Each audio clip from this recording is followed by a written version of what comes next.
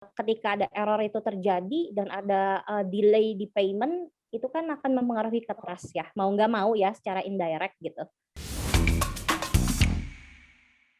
Oke, terus, eee, apa nih akhirnya, apa sih, pertimbangannya akhirnya memutuskan setelah research yang panjang tadi dan proses mungkin kan pasti aku yakin memang secara riset panjang ya, baik research untuk sistemnya, baik untuk Mmm. budgeting-nya, karena banyak concern di dalamnya ya. Tapi akhirnya memutuskan menggunakan SAP SuccessFactors tuh apa sih yang dijadiin pertimbangannya? Mhm. Oke, apa yang dijadikan pertimbangan? Kalau misalkan boleh cerita lagi sedikit ke belakang, kalau untuk employee central sebenarnya operasional kita sudah pakai suatu Mhm. sistem. Tapi untuk masalah performance review masih manual pakai, Google Spreadsheet gitu ya. Mhm. Nah, kita udah tahu nih goal ke depannya adalah kita pengen punya sistem yang memang di mana semua solusinya itu integrasi satu sama lain. Jadi not Oke. only cari operational employee centralnya sendiri, performance review-nya sendiri, terus Mhm. untuk, relate sama finance yaitu reimbursement sendiri dan lain-lain. Jadi goal kita adalah, satu platform atau satu sistem yang bisa diakses oleh teman-teman semua gitu. Jadi mereka nggak usah kayak pusing banyak sistem. Nah, jadi, kita coba cari nih sudah mendefine, kebutuhan kita coba lihat apakah memang, bisa dijawab oleh solusi dari, teman-teman yang lain gitu ya. Tentu kita compare sana sini dan memang pada saat itu, yang meet requirement yang memang bisa membantu kita dari semua proses yang kita inginkan atau kebutuhan pada saat itu adalah memang di success factors, di SF gitu. Jadi, pada saat itu memang kita memutuskan untuk pakai, SF itu. Oke, Mhm. jadi, ada concern juga di dalam internalnya, bagaimana kita mau mengintegrasikan Mhm. keseluruhannya sehingga hanya menggunakan satu platform saja ya, Mhm, untuk mengakses betul. segalanya. Kalau misalnya nih Mbak, kalau misalnya, sampai saat ini, eee, di IDN Media itu belum menggunakan SAP SuccessFactors, kira-kira apa sih resiko yang terjadi di gambarannya Mbak Desi? Kalau sampai saat ini belum pakai, SuccessFactors, tadi balik lagi sih, semua berjalan, khususnya di HR proses itu sangat tidak efektif. Mmm, Karena semua masih berjalan manual gitu ya, karena memang manual kondisi sebelumnya itu kita belum punya platform untuk PF ya, untuk untuk performance review untuk PR.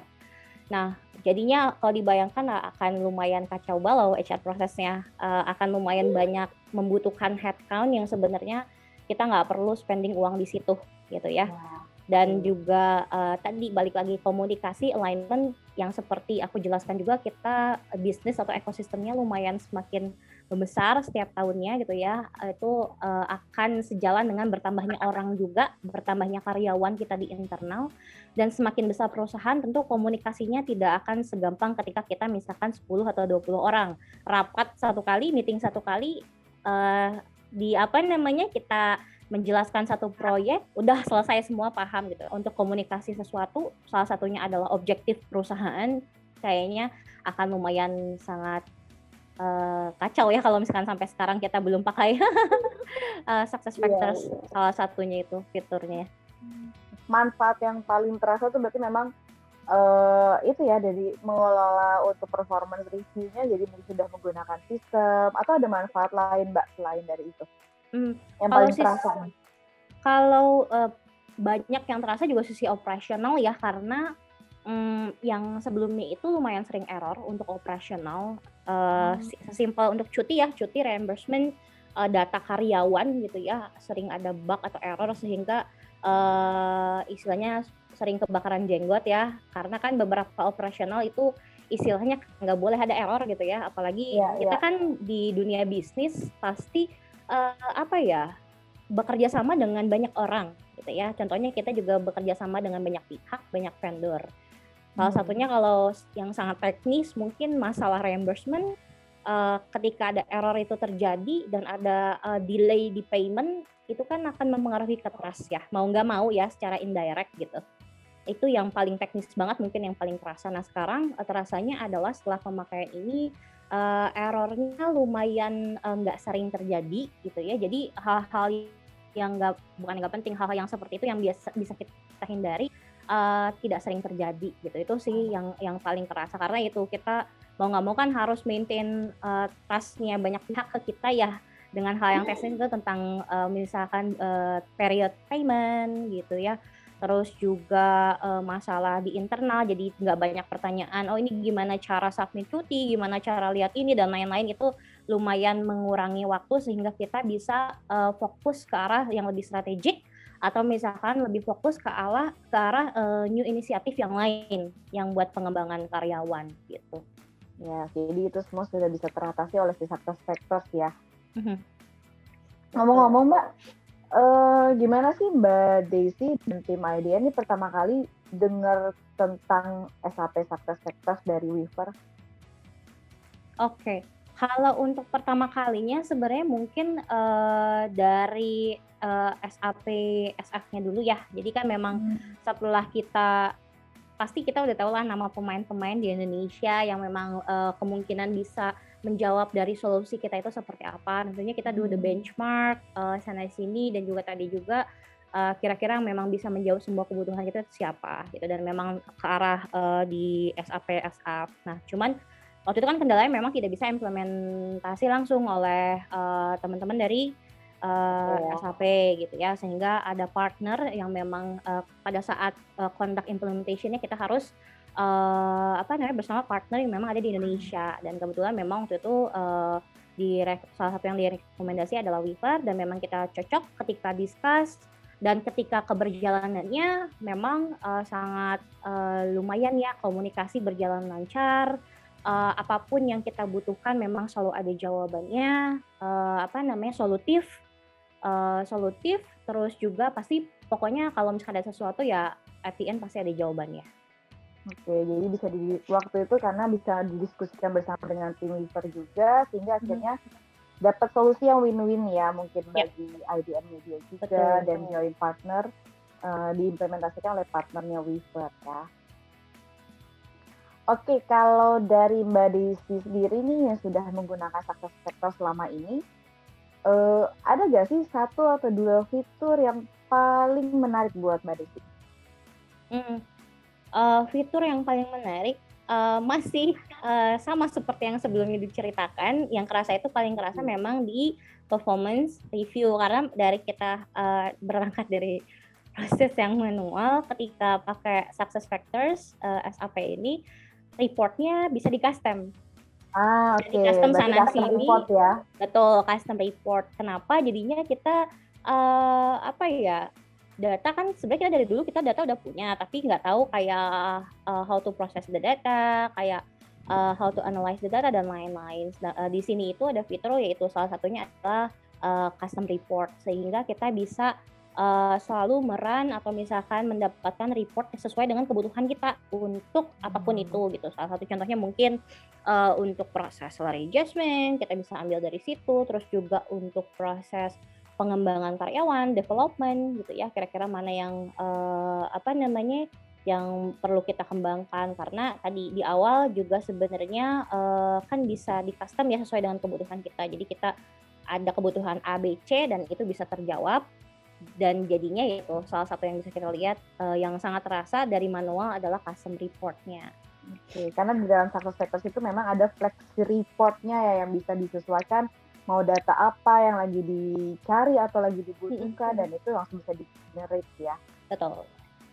Oke, nah kalau bicara mengenai performance review, ini kan berarti selain dari tim HR yang menggunakan Success Factors, berarti kan juga ada karyawan di dalamnya Success Factors menggunakan tersebut ya, karena mereka harus mungkin mengisi KPI-nya mereka, atau mereka nanti summary up, kemudian manajerialnya itu yang akan melakukan penilaian. Nah, gimana sih dulunya Mbak Desi itu menerapkan atau memperkenalkan si Success Factors ini ke tim yang ada di IDN? Sebutnya timis ya? Timi atau timi ya? Iya, kita tuh di internal nggak sebut karyawan atau employee, tapi sebutnya timi.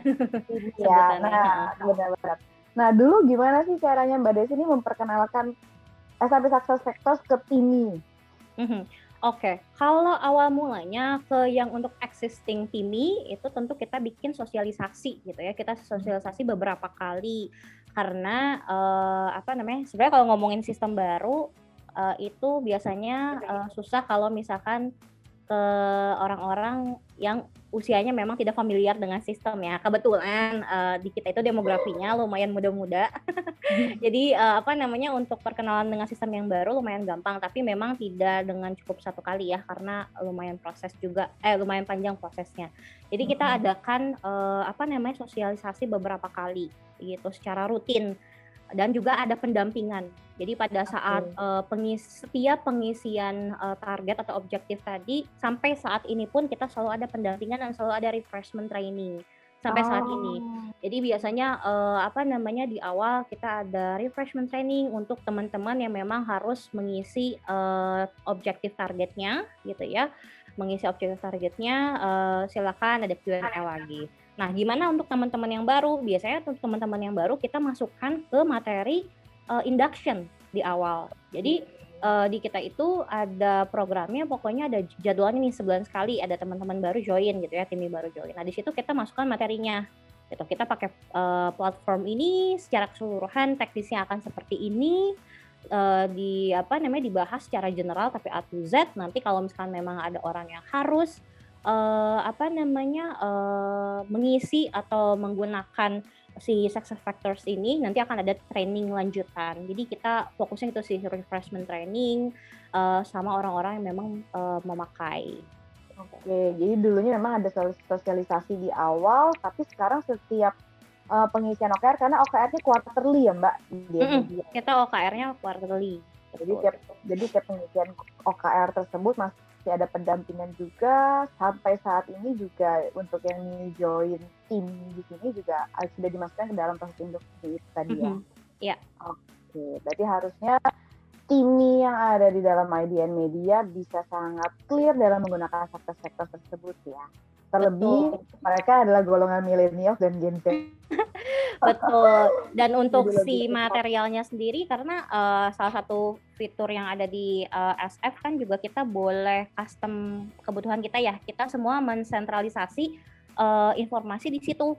Jadi untuk apa ya, dokumen-dokumen penting salah satunya tentang peraturan perusahaan, kita arahkan timnya untuk buka SAP-nya, SAP-SF-nya, terus juga kalau ada SOP-SOP baru biasanya kita put juga di situ. Nah, salah satunya juga untuk proses si performance review juga kita taruh materinya di situ juga.